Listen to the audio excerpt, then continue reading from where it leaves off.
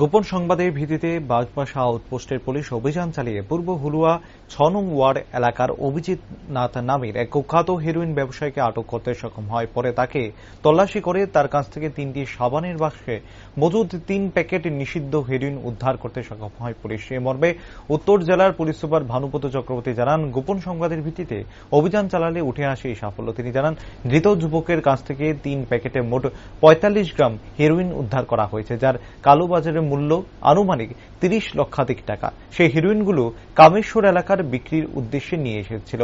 Police super আরও জানান, ২ বছর আগেও ওই যুবক মাদক মামলায় গ্রেপ্তার করা হয়েছিল। স্থানীয় পুলিশ একটি এনডিপিএস ধারায় মামলা রুজু করে তদন্ত শুরু করেছে। বৃহস্পতিবার ধৃত যুবককে ধর্মনগর জেলা ও দায়রা আদালতে সোপর্দ করা হবে বলেও জানিয়েছে পুলিশ।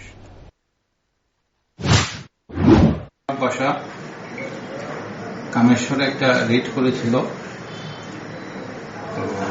সেই অভিযানে অভিজিৎ নাথ বলে ২৪ বছর একটা যুবককে অ্যারেস্ট করা হয়েছে।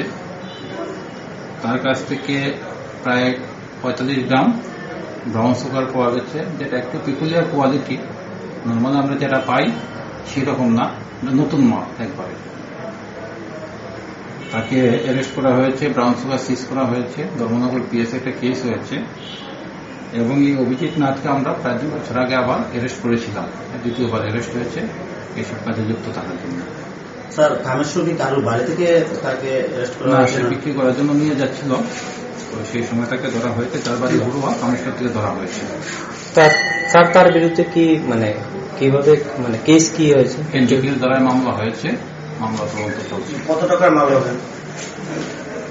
তো এগুলি যত ধরা পড়ছে রেট তত বাড়ছে। আমি এখন নেটে দেখলাম প্রায় ৩০ লক্ষ টাকা সামগ্রী ধরা পড়েছে। যাকে আটক করেছেন তার বাড়ি হলো ইস্ট হুড়ুয়াতে, পূর্ব হুড়ুয়াতে।